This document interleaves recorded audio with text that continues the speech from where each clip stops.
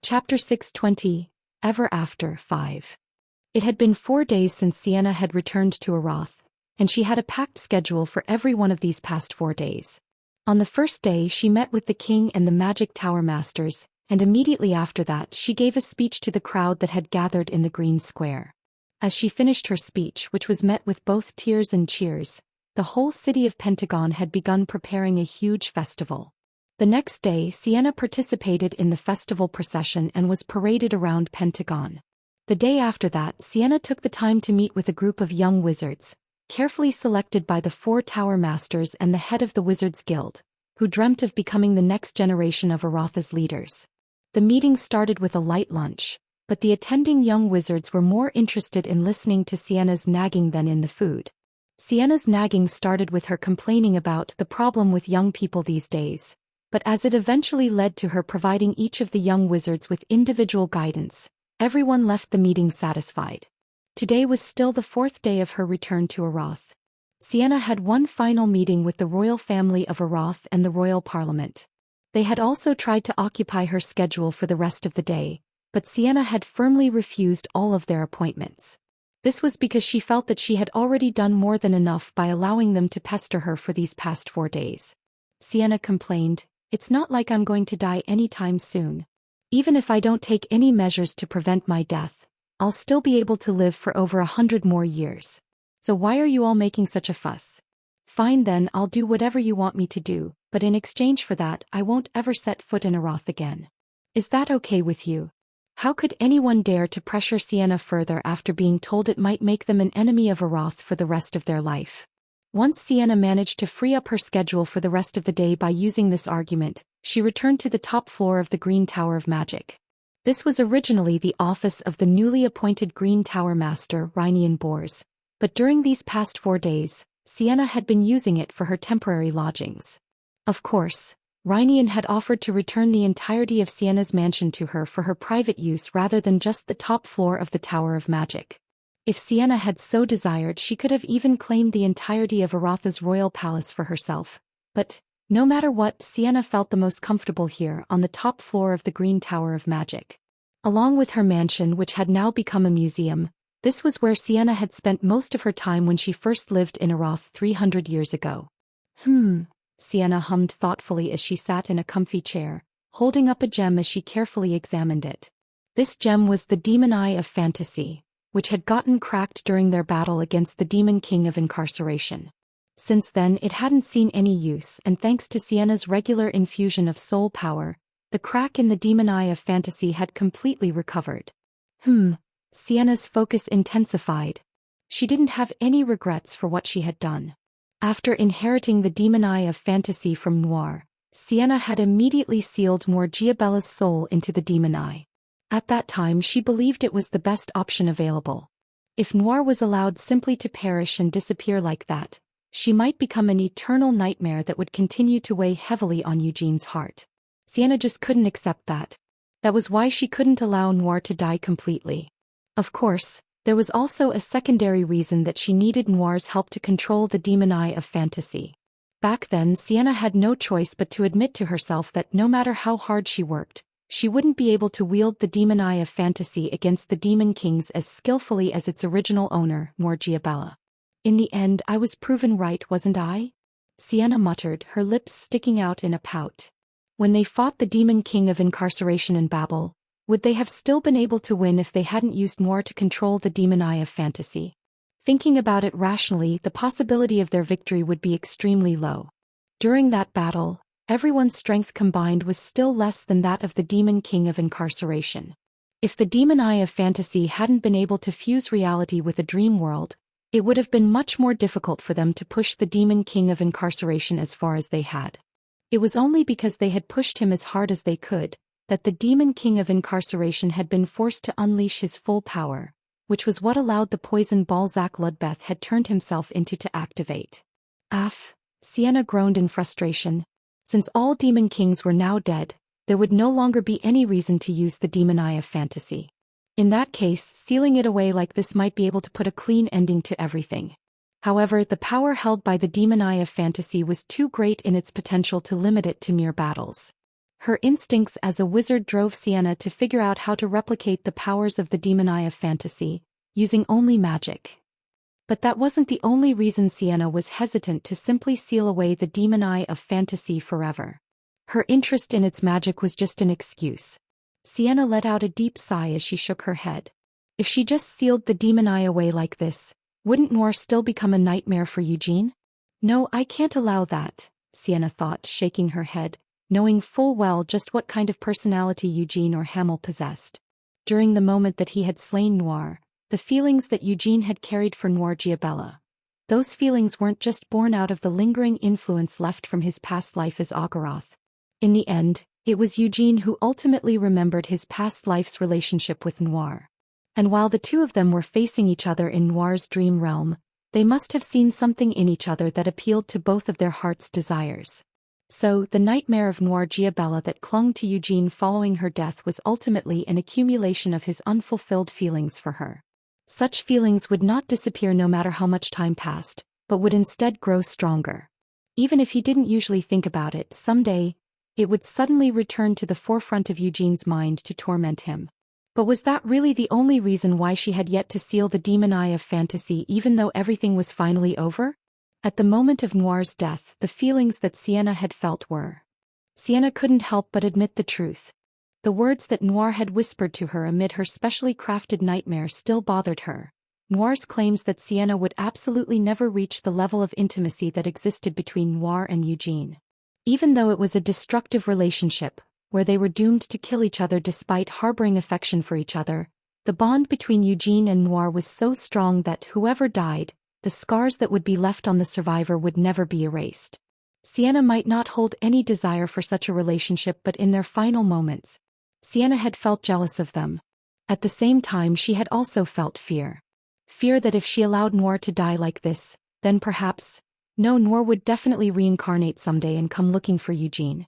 Noir had even personally warned Sienna about the possibility of this happening. The bond of fate that exists between Hamel and me is an extremely strong one. When I am someday reincarnated, I will definitely, without a doubt, be able to remember Hamel. Sienna had denied her feelings at the time. However, now that everything was over, she could admit that all of the comforting lies she had told herself at that moment were false. The jealousy she had felt at the moment of Noir's death, the fear of her possible return, and also, "It's all because I'm far too kind," Sienna muttered with a deep sigh. Having already given in and admitted to the truths that she had previously tried to deny, there was still one emotion that Sienna had felt at that moment. And she was fully aware of what that emotion had been. It was sympathy. As the reincarnation of the Twilight Witch, Noir Giabella had been reborn as a night demon. Sienna sympathized with Noir Giabella who, let alone being able to satisfy the unfulfilled desires of her past life, was forced into a relationship with Eugene where they had no choice but to try to kill each other. She also sympathized with Eugene who had chosen to kill Noir even though he had reached a point in their relationship where he could admit to himself, "I don't want to kill her." So instead Sienna had captured Noir's soul. "But there's our promise," Sienna said with a frown. In Babel, Sienna had made a promise to Eugene. That once everything was over she would release Noir Giabella's soul. However, doing that wouldn't be enough to put Sienna's heart fully at ease.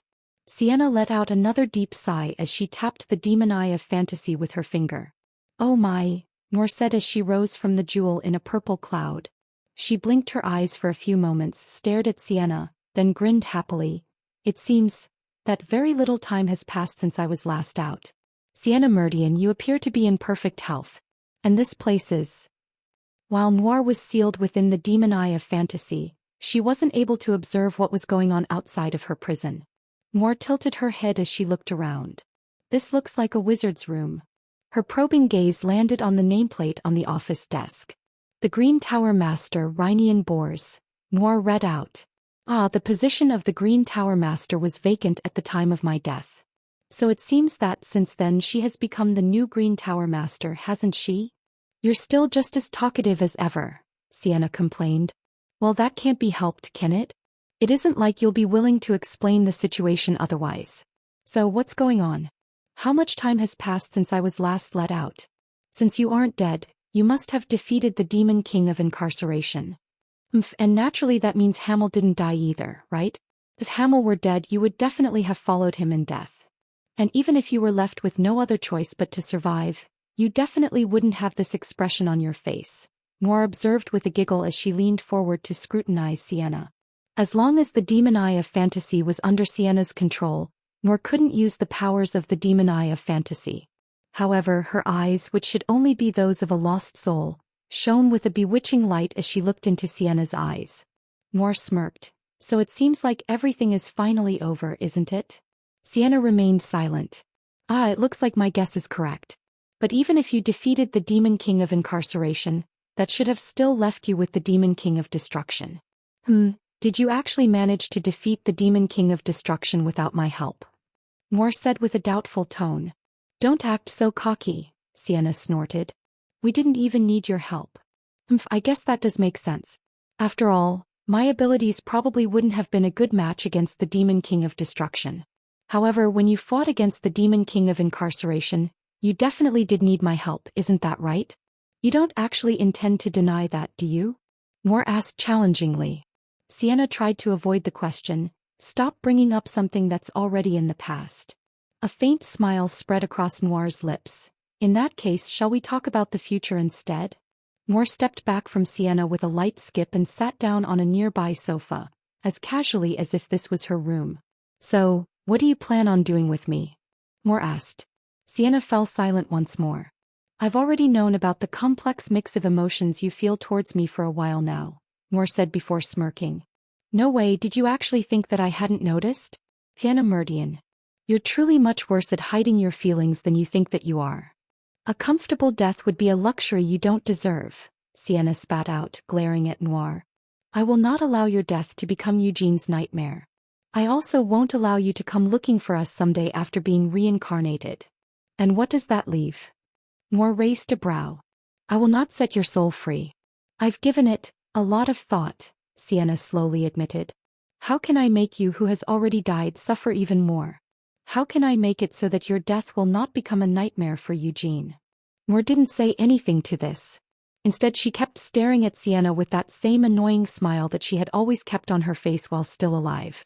While feeling like Noir's gaze was piercing a hole right through her, Sienna snapped her fingers. Falling from a wide-open hole in space was a ball-jointed doll the same size as a human.fwenv.com. I am going to stuff your soul into this, Sienna revealed. Noir shook her head. When did you go and become a necromancer? To think that you would actually learn how to stuff souls into bodies that didn't belong to them. I do recall that there was a certain woman among the black wizards whom I was acquainted with who happened to be skilled in that sort of work. Her name was Amelia Merwin. Speaking of which, you happen to be holding Amelia Merwin captive, aren't you? Amelia Merwin hadn't been sentenced to death and was still alive. However, her mind had been shattered beyond all hope of recovery. Sienna Meridian, it seems that you were able to learn black magic by using Amelia Merwin's memories. You were also using her as a source of dark power to draw upon. Could it be that you fell for the temptations of black magic while doing so? Noir speculated. Black magic is, in the end, just another type of magic, Sienna defended herself. And I am the goddess of all magic. How convenient for you. Well, fine if that's what you've decided to do. So what next? After stuffing my soul into that toy, what else are you going to do to me? Noir asked. I'm going to show you everything, Sienna proudly replied. Noir's cheeks twitched slightly as she allowed Sienna to continue speaking. The world is at peace. All of the demon kings are dead and there is nothing left to threaten it. Now all that is left is for everyone to live happily. Noir Giabella are going to watch as we all live happily ever after, Sienna declared. It was Noir's turn to fall silent. I've already said it, haven't I? Death and reincarnation would be a luxury for you. As such, I am taking all of that away from you. You won't be able to die, nor will you be able to reincarnate. Instead, you will just continue to be trapped within that doll's body, as you watch Eugene and I live happily together. Sienna finished speaking triumphantly. Noir didn't say anything in response to this and just kept staring at Sienna. Sienna took a deep breath before declaring, That is the punishment I will be delivering to you. A punishment, you say? Noir began to speak following the short silence. As for whether or not you are even qualified to punish me, let's put that aside for now. After all, it's not really that important. But speaking of your punishment, Sienna Meridian, I already told you earlier, didn't I? That you're much worse at hiding your true feelings than you think you are. Moore chuckled before muttering, indeed, this is truly a selfish, vicious, and insulting act of mercy. It's also extremely effective. Certainly, for me who thought that I had gotten a perfect ending, there is no greater punishment than this. Sienna kept her silence. But what do you think about this? Noir, who was leaning back into the sofa, turned her head to the side and asked, my dear Hamel. Sienna also gathered up her courage to turn and look towards him. Eugene was standing in front of the office door. He had been listening to the whole conversation from the other side of the door. Partway through their conversation, he had opened the door and let himself in, unable to be a silent bystander. However, he hadn't inserted himself into their conversation. Instead, he had just kept listening. Eugene let out a long sigh and shook his head, then said, you promised that you would release her soul, remember? Sienna shrugged. I already explained why I am not going to do that. And if I say that I can't accept that? Eugene asked. In that case, you'll just have to go along with my stubbornness, Sienna insisted. There's really no need for you to be so afraid. Eugene changed tack. Sienna shook her head and said, you also know full well that I'm not just doing this out of fear. Eugene closed his eyes at Sienna's muttered response. The dark silence that followed was interrupted by the sound of Noir's giggles. What a disgraceful and tacky act of salvation. Don't you agree, Hamel? This isn't what either of us wanted, Noir said, shaking her head. Boom. Are you sure about that? Sienna asked as her hand slammed down on the nearby desk. She glared at Noir, who was still sitting on the sofa, and at Eugene, who was standing there with his eyes closed, before spitting out, rather than missing you after your death, it's much better for you to live. Stay alive. Well, even if it can't really be called living in any case, isn't it much better to keep you around in some form or other than letting you just disappear? Are you speaking from experience? Moore asked with a smirk. Aren't you just projecting your feelings from 300 years ago onto Hamel? Arg, fine, you're right. Sienna shouted as she slammed her hand down on the desk once more. It truly feels like shit when you have to grieve the loss of someone who has died. And I just don't want Eugene to be forced to feel that way. I have no intention of grieving her, Eugene spoke up. Sienna shook her head and said, of course you shouldn't. Because I wouldn't allow you to. However, still, you know that, don't you? That sometimes she would still appear in your dreams. The doll that had been sprawled on the floor floated up into the air. Sienna threw the doll next to Noir and continued speaking. I know that everything I'm doing just seems selfish, vicious, insulting, and petty to the two of you. So fine then. If you don't want to do it, I won't force you to. I'll just destroy this doll right here and now and free your slutty soul. 10 years. Eugene let out a deep sigh and opened his eyes. Let's go along with your stubbornness for 10 years. If it's that long, I don't think there will be any regrets after that. Doesn't my opinion matter in this? Moore asked while observing the doll lying next to her. She grabbed the doll's arm and shook it. 10 years, that duration feels a bit ambiguous. If we're going to do this, then how about giving it 100 years? You'll definitely be living for that long in any case, right? Shut up, Eugene growled. Noir sighed. Your attitude has gotten colder than when I was alive. Ah, could it be that? Are you trying not to get attached while I'm still here? Hamel, you should already know the truth, don't you? That dislike is just another form of attachment. Instead of being rude, it would be better to try and satisfy both our desires in a way that won't leave any regrets behind. Satisfy our desires? Eugene repeated doubtfully. For example, how about sleeping with me? Moore offered with a smirk. Both Eugene and Sienna's faces twisted in distaste at this inappropriate response. Now that I think about it, that might not work, Moore admitted. If you sleep with me, that will only leave you with more regrets once I leave. Crazy bitch, Eugene muttered in disgust. Sienna was also about to let out a similar curse, but she was struck speechless at the sight of Noir groping the doll's chest with a serious expression on her face. Noir frowned and asked, I'm just asking this to be sure, but if I do go in here, I won't have to keep this doll's bland appearance, will I? Your soul's true appearance will be projected on top of it, Sienna admitted reluctantly. Is that so? Moore said, her purple eyes sparkling in interest. She turned to look at Sienna with a seductive smile. If that's the case, does this doll have reproductive functions as well? Eugene just clicked his tongue in disgust at this question. He naturally expected Sienna to let out a foul curse in response to this inquiry, but surprisingly Sienna's expression was ever so subtly off. Her response, which finally came after a moment of hesitation, was truly mind-boggling. "It can't have children," Sienna prevaricated. Eugene let out a snort as he shook his head in disbelief, and Noir's smile grew even wider. "Does that mean while it can't have children it can do everything else?" Noir said suggestively. "Why did you include such useless functions?" Eugene complained. Sienna hesitated. "This is also one of my proudest works. And while creating it, I thought of it as a challenge to further develop my skill in magic, so I just unconsciously." "How amazing, Sienna Meridian. You truly are a genius. No, you are the goddess of magic," Noir complimented as she lifted the doll's arms and clapped its hands together for Sienna. "How crazy do you have to be?" Eugene muttered in a low voice. Sienna heard Eugene's mumbling, but she ignored it to ask, "So why did you come looking for me suddenly?" Eugene was confused by this abrupt change of subject. Sienna glanced over, taking in the confusion on Eugene's face before continuing to speak. "We originally planned that I'll visit you later today. So, is there something going on for you to come looking for me like this?" "There is something, but it's not as ridiculous as what you've managed to come up with here," Eugene responded. "So what is it?" Sienna pressed. Eugene explained, "The Lionhearts are moving our main estate elsewhere." Sienna's eyes widened in realization at these words. She had already heard wind that the main family of the Lionhearts, who were based in Kiel, had started preparing to move weeks ago. Soon Sienna's eyes narrowed thoughtfully as she asked, "I understand why you came looking for me. It seems that you need the help of Lady Sienna, don't you? Indeed, moving the entire mansion as a whole would be far from simple. Alright then, what do you need me to do?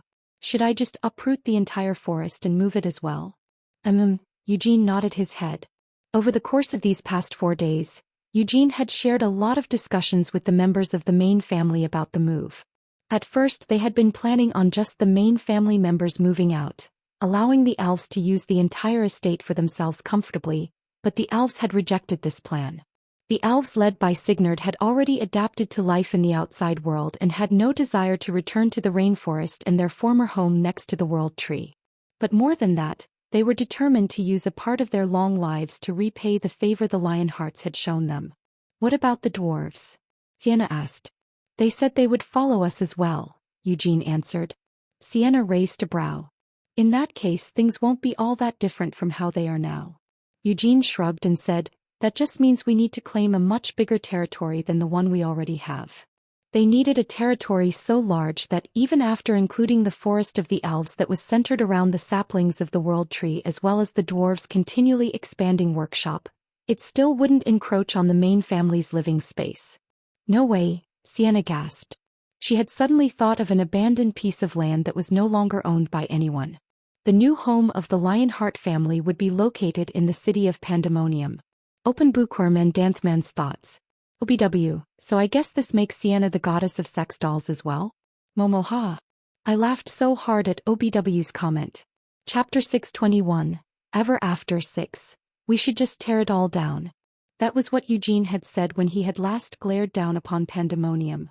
However, even after a month, Pandemonium had yet to be torn down.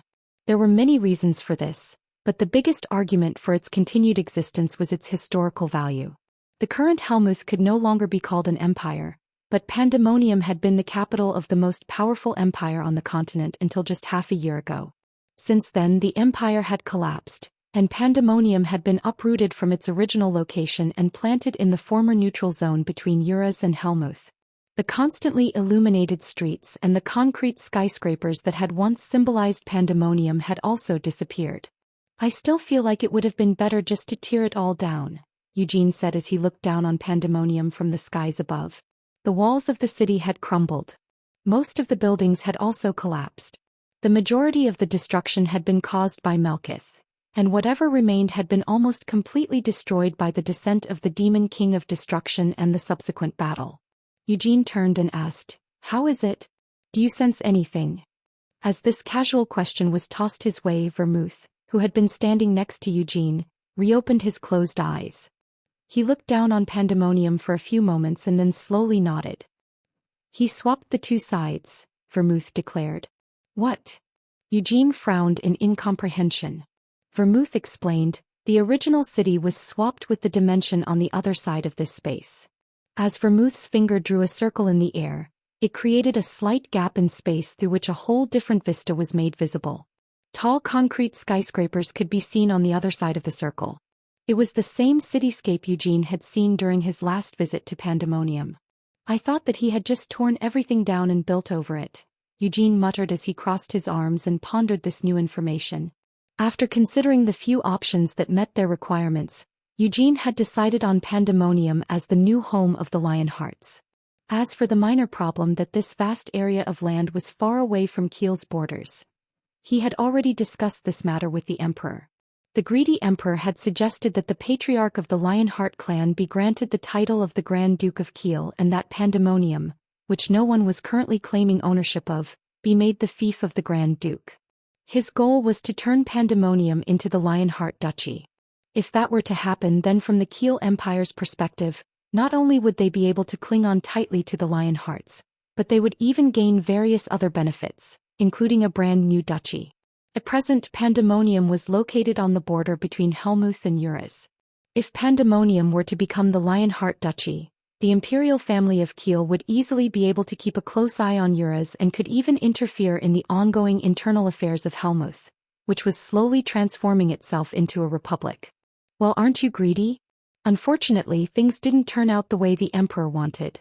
As a result, the Lionhearts refused the title of Grand Duke, and the ownership of this huge area of land now solely belonged to the Lionhearts. And now, all they needed to do was think about how they should fill this large plot of land. The existing city is too high maintenance, Eugene eventually decided. Helmuth's capital, Pandemonium, was able to maintain its constantly lit streets and its forest of skyscrapers because of the enormous amounts of dark power that had been provided by the Demon King of Incarceration. Of course, with Eugene's strength he might not be able to cover the entirety of Helmuth, but he could easily provide enough power to supply the needs of Pandemonium. However, Eugene didn't want to do that. Pandemonium had been an extremely deformed city from the very start. It could only exist thanks to all of the knowledge that the Demon King of Incarceration had been able to accumulate as he lived through one world after another. Since Eugene didn't have any of that knowledge, he would soon reach his limits by just having to restore and maintain the city. I can design a new city for you, a voice laden with amusement said, causing Eugene to glance back over his shoulder. Standing there with her arms crossed was Noir. Just like Sienna had said, the doll's body had changed appearance to match Noir's soul. Eugene had feared that maybe, just maybe, the doll's appearance would transform into that of Arya, the Twilight Witch, but the doll's body appeared exactly the same as Noir's had when she was alive. She had died not as Arya, the Twilight Witch, but as Noir Giabella, the Queen of the Night Demons. If I have access to the demon eye of fantasy, I can raise buildings in an instant. Of course, I would require Sienna Meridian's cooperation to do so, Noir said as she leaned closer to Eugene with a grin. You remember Giabella City, don't you, dear? I made that whole place by myself. When I made Giabella City, my power and control of my demon eye were still lacking, so I needed to oversee the construction personally. However, now... Eugene stared at Noir with a blank expression. If he tore down all of the ruins left below, only a wasteland would remain. To build a brand new city on top of that, he would need to borrow the necessary manpower from elsewhere. He already had access to the dwarves, who were bursting to create something new and filled with extra vigor because of that. If he could get the support of the wizards of Arath on top of that, as well as borrowing manpower from the various countries of the continent, just how long would it take? Honestly, Eugene couldn't even come up with a rough estimate. Eugene just didn't have any experience with this sort of thing. However, considering the size of his future territory, it seemed like it would take several years at the very least. You know, I'm not going to do something evil at this point, don't you? In the first place, there is no way for me to rebel against you and Sienna Meridian, Noir whispered quietly, noticing Eugene's concern. Because my soul belongs solely to you. Now that I have this chance, I want to enjoy my present with you. Eugene shook his head and said, I know you can't do anything stupid, but I don't trust your taste. My taste? Oh my gosh. Hamel, I can't believe I'm hearing such a thing from you, of all people. Noir gasped, feeling offended. What's wrong with me? Eugene frowned. Do you really not know the answer to that? Hamel. You only ever wear one type of outfit. That same red shirt and your cloak. And in rare cases the Lionheart's dress uniform. Noir complained. What's wrong with that? Eugene asked defensively. Noir lifted her chin and said proudly, I am Noir Giabella, the head of the giant Giabella Corporation. My reach extends far beyond Helmuth, for I am the one who led the cultural trends all across the continent. During her lifetime, Noir ran several companies while also serving as one of Helmuth's dukes. Under her presidency, the three areas in which her Giabella Corporation had made a name were construction, entertainment agencies, and fashion. Noir might have died, but the legacy she left behind while she was alive still remained relevant within Helmuth and continued to have a great influence everywhere else. Eugene silently recalled his memories of Giabella City. In his mind, the city had been focused solely on the pursuit of pleasure. Eugene frowned and said, From now on this territory will be ruled by the Lionhearts. If all of the buildings are colored with your crazy taste in design, what will the citizens of the territory think of us? They would just think that the Lionheart's patriarch must be bursting with joy, Noir grumbled with a pout on her lips. Also, I have to say, Giabella City was designed like that in the first place because the city's main purpose was to serve as a theme park. And my Giabella construction company doesn't just make cities like that. It has made plenty of other ordinary cities as well. Do you know just how many cities I've constructed in Helmuth over the past 300 years? Let me ask Sienna for her opinion first. In any case, if I do leave it up to you, just how long would the construction take? Eugene asked after a pause. Let's see now, considering the size of the territory. But what do you intend to do with that? Noir asked as she turned her head. Outside of the collapsed city walls, there remained the battlefield on which the divine army and the demon folk armies of Helmuth had clashed and where the countless corpses of the Nur had lain before they had disappeared along with the death of the demon king of destruction. They say they're going to make that area into a national park, Eugene recalled. They're also going to build a huge memorial in the center of that park. And also, they said there will be lots of other stuff there as well. By that, they probably just mean a war museum. But since it's come to this, why don't we also connect your territory to that place? Noir said with a smile, her eyes shining with delight. Wouldn't it be much more symbolic to connect the park to the city of the Lionhearts, the ones responsible for saving the world? We could build a hero's square between the city and the park, or perhaps a square solely for the hero, and we can also put up your statue there. Eugene remained silent. Hamel, how about building the academy that you've always wanted to create over there as well? Noir proposed. It would fit in perfectly, and we could also put the square and the memorial right on the school grounds. The more Eugene listened to her speak, the more he felt inclined to leave the city's design to Noir. As she watched Eugene's expression begin to shift towards acceptance, Noir asked with a wide smile, And didn't you say that you wanted to build a river through the forest as well? If Sienna had been here with them, her whole face would have been flushed red and she would surely have screeched at the thought, but Sienna wasn't here right now. She was preparing to move the entire forest that covered the Lionheart estate and was also making preparations to magically link the forest to the World Tree all the way in the Samar rainforest once she had finished transplanting it here. Sienna was creating this link to hasten the recovery of the World Tree, which would otherwise be forced into a long slumber lasting well into the future. There were currently 3 saplings of the World Tree growing within the forest on the Lionheart's main estate. They were still very immature compared to the World Tree in the rainforest. Still, if the growing saplings were grafted to the World Tree by using magic to connect the 2 spatial coordinates, they might be able to wake Vischer from her slumber much faster than the sage had initially planned. The river might be going a tad too far, Eugene reluctantly muttered. It's not like it couldn't be done if he truly insisted on doing it, but it would definitely seem a bit excessive to reroute an entire river. Noir giggled at this response and nodded while agreeing, it would definitely be excessive. We're so far from the sea after all. In any case, if we include the park in the designs, then... Noir rubbed her chin as she looked back and forth between the city of Pandemonium and the barren plains. How many citizens are you thinking of accepting? Noir eventually asked. Eugene shrugged. Who knows? You really haven't given it any thought, have you? That's fine. I'll just have to think about it for you. Now let's see. Considering Pandemonium's original population. Once the city is completed, there will definitely be an overflow of people from all over the continent wanting to immigrate. If we consider future growth and adjust for the population density, do you intend to fill your territory solely with citizens from Kiel? Noor suddenly asked Eugene. Well, no. Eugene stuttered out a response as he glanced at Vermouth. Vermouth shrugged, asking, "Why are you looking at me?" "Well, don't you have anything to contribute to these plans?" Eugene pressed. "If it's a problem like this, Molen would be more helpful than me," Vermouth muttered. Any further words from Vermouth were cut short as Noor muttered to herself. Indeed, that does seem to be the case. After all, Vermouth Lionheart, after you settled down in Kiel, you were solely obsessed with siring child after child. Vermouth stared at Noir with a trembling expression, unsure what to say. To be honest, he wasn't adjusting well to her presence. Who would have thought that he would actually end up being able to have a conversation like this with the Queen of the Night Demons, Noor Giabella? Eugene cleared his throat. If we only accept immigrants from Kiel, that would be showing far too much favoritism to Kiel. Noir nodded sharply. Fine then. Emma, let's just start here. Exactly what kind of academy do you intend to establish?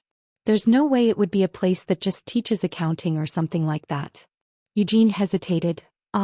We'll teach swordsmanship, and other types of weapons, perhaps fighting in general? I also think that it would be good to teach magic as well. And also, well, maybe a few other things. Noir raised an eyebrow and inquired. So you intend to teach your students anything they wish to learn?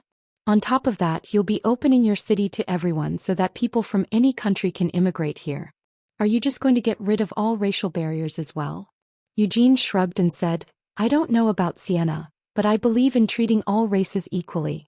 Elves and dwarves for sure, but even giants or beast folk. What about demon folk? Noir asked with a mischievous smile. Conscious of the chain he was holding in his pocket, Eugene replied, as long as we make sure they have the right ideology. Noir changed the topic. So long as the population is sufficient, we can somehow get an industry running, but what about your initial budget? Will you be opening up the Lionheart's coffers? Eugene rubbed his chin. There might be some sponsorship coming in from other countries. So far, no one had offered to fund the construction. However, if he were the one to ask them, they definitely wouldn't be able to refuse. Eugene's response had Noir clapping her hands excitedly. She exclaimed, all right, so the initial budget needed to run the new city will be covered by the subsidies from the various countries. Once the city's industry is running, I'm sure there'll be enough circulation of funds to keep our finances in the green, don't you think? Eugene murmured, well, I don't see why not. All right then. To summarize, there will be no national or racial restrictions placed on the immigrants to the new Lionheart city. Anyone will be able to immigrate and live in the city so long as they follow the necessary procedures. With such a cosmopolitan city, you'll surely be able to make a lot of money just from the tourism industry alone. On top of that, there will even be an academy that teaches a wide variety of subjects. Noir's excited clapping grew even louder. If we use your connections, we should be able to fill up as many teaching positions as the academy requires. If that doesn't work out, you can even go up and stand at the podium yourself.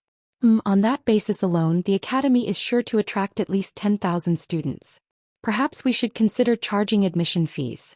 It would be easy for us to name our prices. Well, isn't that a bit? Eugene seemed hesitant. You'll be able to teach practical martial arts, knightly training, magic, theology, and even spirit summoning. And you can even include lessons from the dwarves as well, can't you?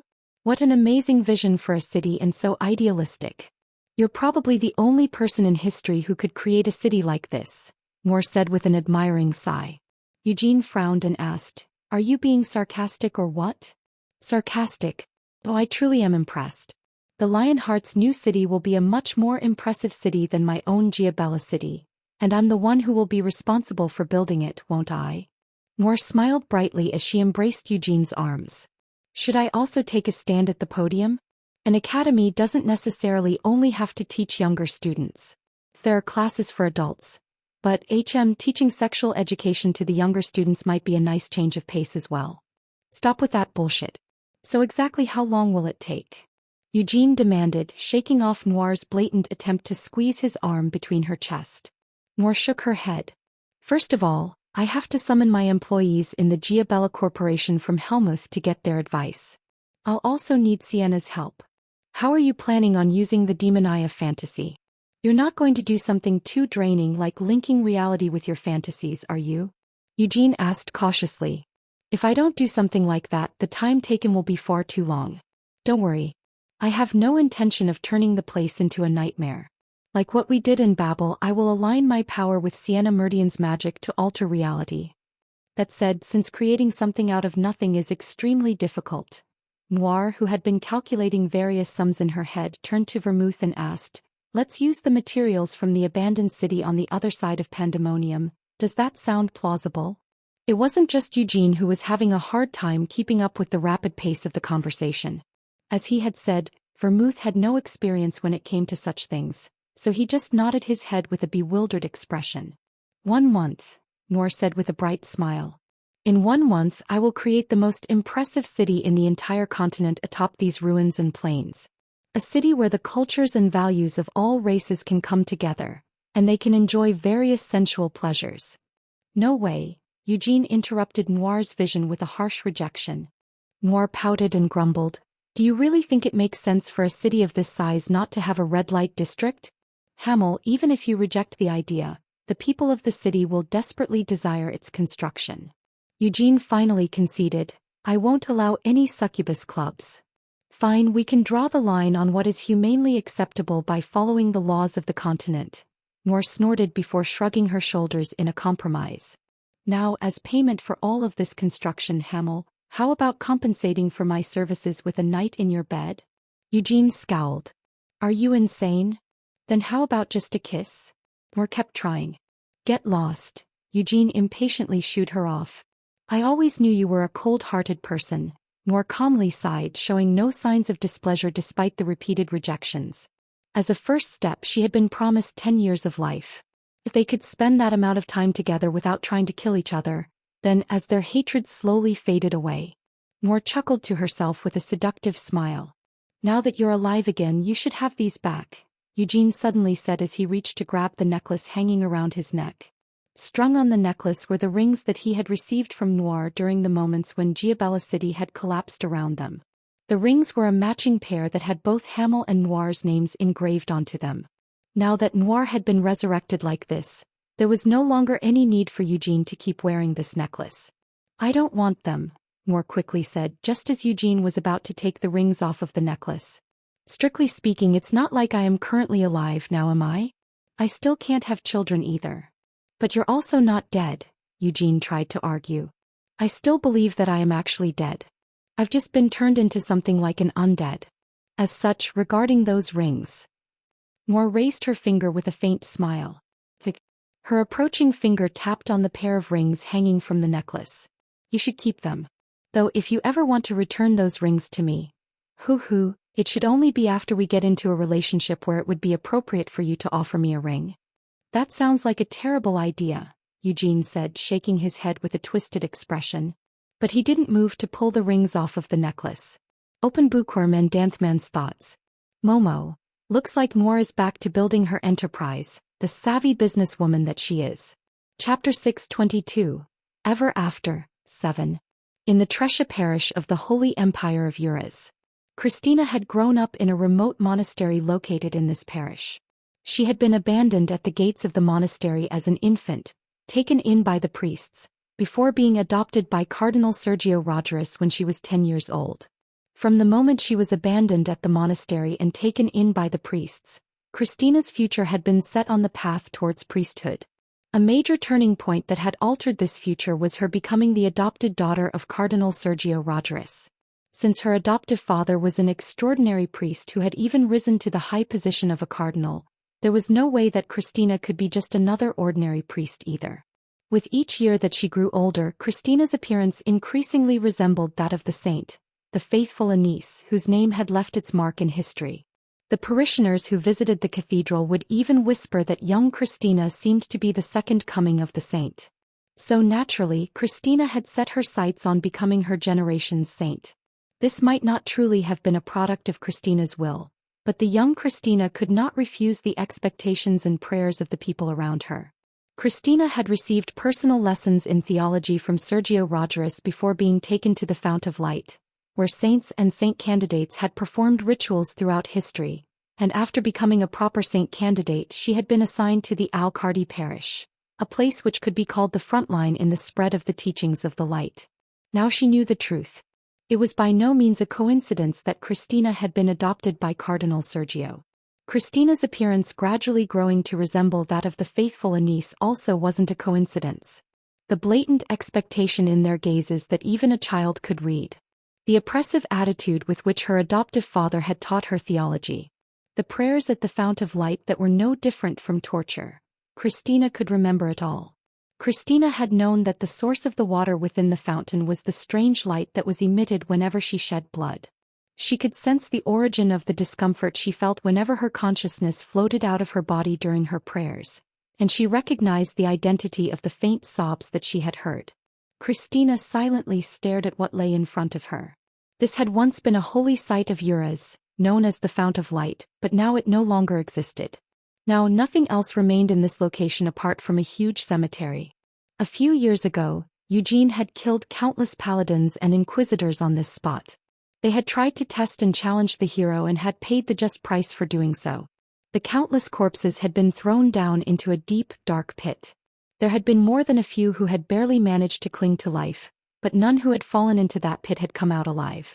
Eugene had brought down the Fount of Light because it wasn't a place that deserved to be called a holy site. Not only had they attempted to artificially mass-produce saints here, but they had also used the corpses of the candidates who had failed to become saints as the source of the fountain's waters.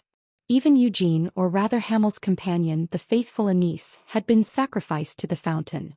Because of that, on that day Eugene hadn't been able to hold back. He had delivered their executions without any qualms. This was because he knew what the priests of Ura's were doing was evil, even though they claimed to serve the light and did everything for its sake. This was because they had desecrated Anise's death, the woman who had wanted to save the world and had hoped that heaven did exist. Eugene hadn't controlled his rage. He had swung his sword without the slightest hesitation. And the light did not stop him from slaughtering those who claimed to serve him. In the center of the cemetery, in front of a pure white tombstone, Christina put her hands together and prayed, "May you rest in peace." Most of the paladins and inquisitors who had died here had had at least a part of their bodies salvaged, and each had been given their own gravestone. However, the names of those who were written on this one gravestone hadn't been able to leave even a single piece of their bodies to be laid to rest. These names belonged to those women who had been submerged in the fount for far too long. The saint candidates of the previous generations hadn't been allowed to leave behind a body for a proper burial as their corpses were used to prepare the next candidates for sainthood. Included among the bodies were newborn babies who hadn't even been able to become candidates and had simply died with the Fount of Light serving as both their cradle and their coffin. They were all Christina's older sisters who had fallen to create an imitation incarnation who would be able to reproduce the original's miracles. This tombstone had been erected in remembrance of them. "Heaven," Christina muttered at the end of her prayer. During their month of wandering following the end of the war, they had flown out into the distant sea. And far into that sea, somewhere that ordinary humans would never be able to reach, Christina had stepped into a land of pure whiteness. Christina had even been personally welcomed by the light. Although she couldn't hold a conversation with the light, Christina had definitely felt the light's existence. That place was the heaven Anise had been searching for. The souls of those who died in this world, unless their souls were destroyed by black magic or some other reason, would eventually be drawn towards that distant sea. After passing through that land they would be reborn into their new lives. However, could that place truly be called heaven? Christina had heard about this heaven run by the light from Eugene prior to her visit. It was a place that souls had to temporarily pass through before they could be reincarnated. Souls that had been polluted or damaged during their lifetimes would be purified by the light during their time in heaven, and afterward, they would enter the cycle of reincarnation. During this process, the light would extract the last remnants of their faith. The faith accumulated through this method would eventually be passed on to Eugene, and be transformed into the strength needed to save the world. The group had stayed in the Holy Land of the Light for 3 days. During that time, Eugene had sat in front of the light and remained completely silent as if he was only sleeping. The light was formed after the god of giants was forced to devour the gods of the ancient era in the hope of ending destruction and saving the world. Since Eugene was the one they had reincarnated and entrusted with the hope of saving the world, he was the only exception with whom the light could communicate. Otherwise, by their very nature, the light was unable to hold a conversation with anyone. 3 days later, Eugene had stood up and said, "It's over." The light must have already known that destruction had been thwarted. But Eugene had still come here and spent 3 days communicating with the light because he wanted to greet his old friend who had been forced to remain in such a bloated state for so long, and because he wanted to talk with the light about the future that had now opened up for the world. "Heaven does exist," Christina muttered with confidence. Before leaving their holy land, Christina had clearly felt that the light was somehow different from when they had first arrived. Eugene had kept the promise that he had made to Anise and Christina in the past. "When I return there later, I'll also make sure to tear that place apart and fix it, so that the place is a bit more like the heaven you've been hoping for." She hadn't asked Eugene what exactly had changed in the heaven run by the light, or what had been added to it. The nature of heaven wasn't something that should be known by the living. Christina had kept her curiosity about heaven alive so that she could someday look forward to seeing it for herself, after she eventually died. "I can go check that out for you right now if you want me to," Anise said to Christina as she began to walk away from the tombstone. "I am already dead after all." "You can't just leave me for that," Christina said with a wry smile. She knew that what Anise had just said wasn't a simple joke. After all, hadn't she already said it in the past? Anise had been transformed into an angel and allowed to remain in this world to fulfill her past regrets. Now all of the demon kings had been defeated. That was the goal that they hadn't been able to achieve 300 years ago. With the death of destruction, Anise's last regrets had been fulfilled. "Don't you have any new regrets you want to rectify?" Christina suggested. "Those have already been fulfilled to a certain extent," Anise said calmly. "Sister, if you disappear, Sir Eugene would be sorrowful," Christina tried to persuade her. "That also applies to Lady Sienna, Sir Molan, Sir Vermouth, and of course me. However, if I continue to share your body like this, Christina, you won't be able to enjoy living your own life fully, now will you?" Anise argued back. "It doesn't matter to me," Christina quickly denied. "You can say that now, but we can't continue like this. The memories you make in life should belong solely to yourself," Anise said seriously. "Hasn't Lady Sienna already created a method to solve that issue?" Christina pointed out. As they left the cemetery, they were greeted with a bow from Raphael, who had been waiting for them. "Please allow me to escort you to the gate," Raphael politely offered. This visit would mark the final entry of Christina's itinerary in Ures. After this, Christina would be leaving Ures and heading back to her home with the Lionhearts. The Vatican had planned to hold a grand send-off ceremony, but neither of the saints had desired such an ostentatious farewell. In any case, the title of saint they both held was something that couldn't and shouldn't ever be taken away from them.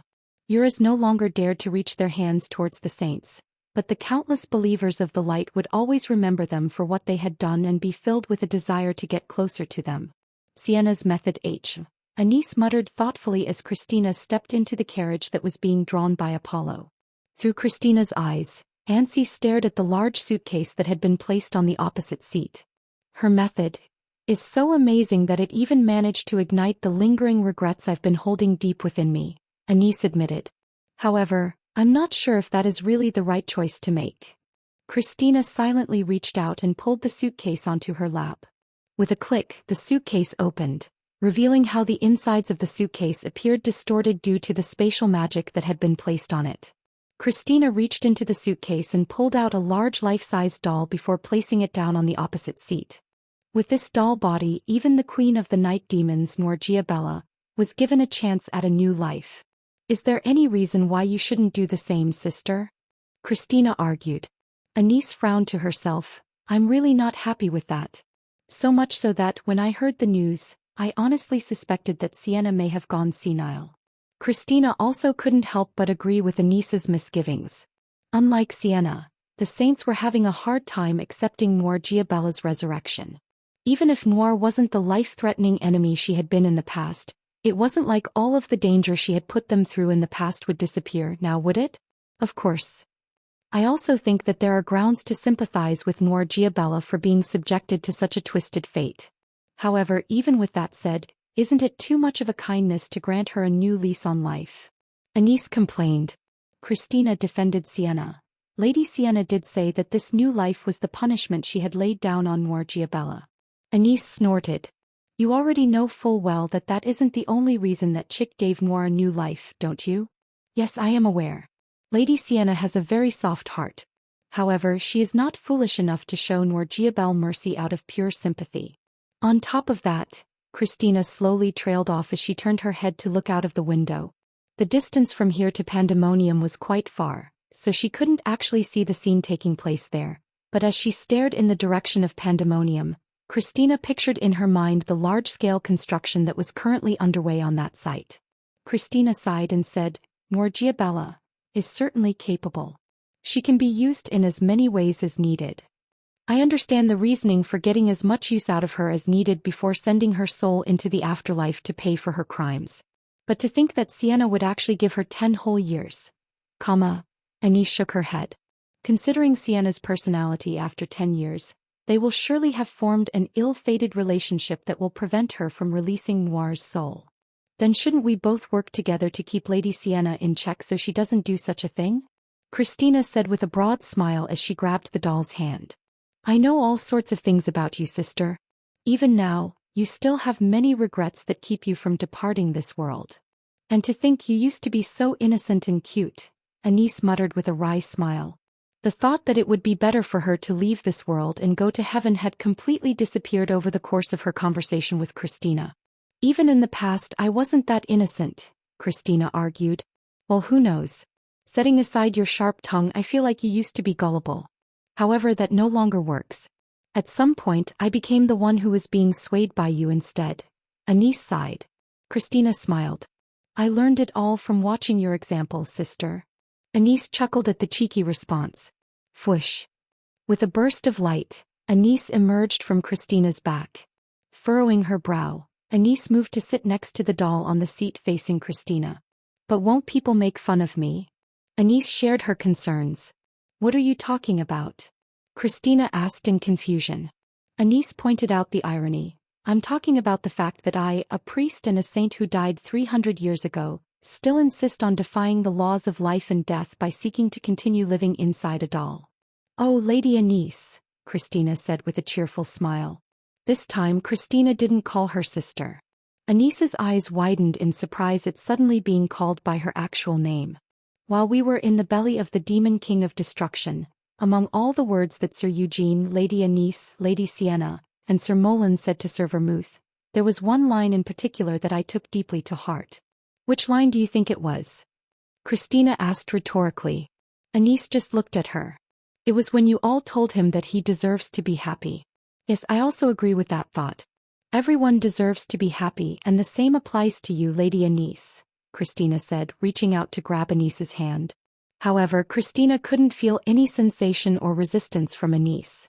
This was because the figure of Anise, who was sitting in front of Christina, was ultimately just a soul that had been transformed into an angel.